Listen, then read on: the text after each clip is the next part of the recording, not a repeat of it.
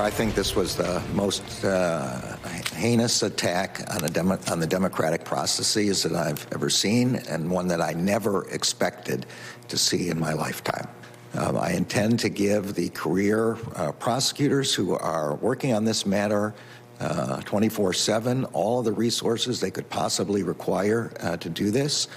And at the same time, I intend to make sure that we look more broadly, to look at where this is coming from, what other groups there might be that could raise the same problem in the future, and that we protect the American people.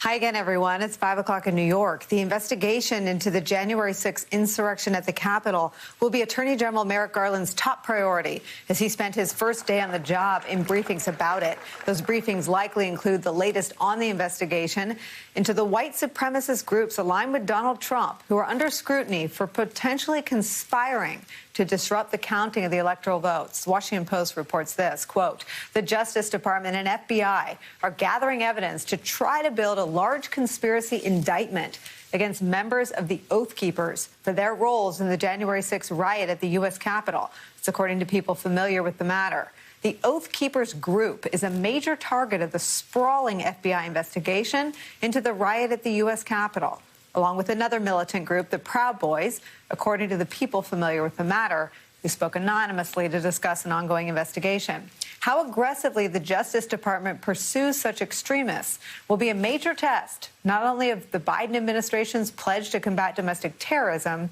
but also of the law and the courts.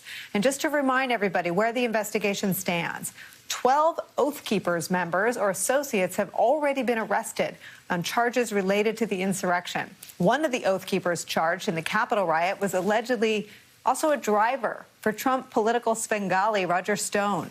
New York Times writes this, quote, at least 6 people who have provided security for Roger Stone entered the Capitol during the January 6th attack. Videos show the group guarding Mr. Stone, a longtime friend of President Donald Trump, on the day of the attack or the day before. Those connections to people close to Trump make the case potentially explosive. And the nature of the evidence, both in terms of the vast amount of video that exists and possible leads that creates, make it complex. Those dynamics have led prosecutors to ask for a 60-day delay, calling the investigation and prosecution of the riot, quote, one of the largest in American history. From Politico's reporting on this, quote, in a 9-page filing lodged in multiple cases Friday morning, U.S. attorneys handling cases stemming from the January 6th insurrection cited the rapidly growing roster of defendants and the enormous cache of evidence they must sift through to get a complete picture of the crimes committed that day. The investigation into the insurrection under new management, the new management of a new attorney general, is where we start this hour with some of our favorite reporters and friends. Carol Leonnig is back, Washington Post investigative reporter. Also joining us, Neil Katyal, former acting U.S. Solicitor General and Georgetown University law professor. And Clint Watts is back, former FBI special agent and distinguished research fellow at the Foreign Policy Research Institute. Lucky for all of us here at MSNBC, they're all MSNBC contributors. Carol, let me start with you. We get pulled off on our focus on the investigation into the insurrection, but that is misleading, I think. This is an investigation that is going full steam ahead and yielding real results every day. Talk about this request for a delay. I think you can tell, Nicole, that this case is exactly as advertised by the new management Department of Justice, the biggest in modern history. The way you can tell that are some of the key data points. There are essentially 900 different search warrants that have already been served. There are 21,000, I believe, hours of surveillance camera, body camera, individual bystander witness camera that have to be surveilled. I've heard from sources and prosecutors in offices around the country, from West Coast to East, who've been contacted, asked, would you like to work on this case because it's going to go on for a while. Wow. So you can get the feeling that this is just going to keep building. And in terms of new information that's already come out, I mean, some of my colleagues at the Washington Post have just done amazing work on this. But some of the material that's just come out in the last few days, Nicole, shows us that they're putting together the bricks of a conspiracy. Those bricks include anytime somebody agreed with another person to engage in something criminal. And that conspiracy already has been revealed to show the Oath Keepers leader, who was in contact on a two-way radio with many of the sort of central members of the Oath Keepers before, during, and after the siege.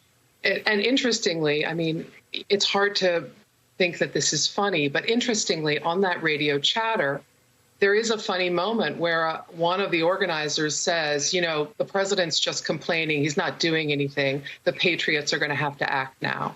They're listening to his speech, and they are planning to go exactly where he tells them to go, which is up Pennsylvania Avenue to the Capitol to stop the steal. I mean, it is kind of funny. The Oath Keepers are just like us. The president's doing nothing. I want to follow up, though, with you, Carol Leonnig, on the connections between the Oath Keepers and Roger Stone. He was pardoned by Donald Trump. He's one of his closest ideological soulmates in terms of the politics of destruction. And he was guarded by 6 Oath Keepers who found their way inside the Capitol. Is he under scrutiny? Absolutely. He has to be. These are people he paid or were donated to him to secure him. He happens to be at the Ellipse during the foment to the Capitol. I think you hit the nail on the head really well, Nicole, at the beginning of this, which is the explosive nature of what this evidence could show. We don't know yet. We don't speculate in the news business. But think about what all this video may end up showing. The president, remember, told Proud Boys in the fall, stand back and stand by. Proud Boys are now involved and identified in this event and charged. Oath Keepers, who also happen to be participating and connecting with presidential allies, were heading up to the Capitol. Roger Stone is just a fascinating character because he's a carnival huckster in some respects, but he's been involved in virtually every dirty trick campaign since Nixon. And it's hard to imagine he also wasn't aware of what some of these people were doing. Again, we're going to wait for the evidence. We're going to have to see what happens. But you've got people who are right by him the day of the event, participating in it, and he's also at the Ellipse.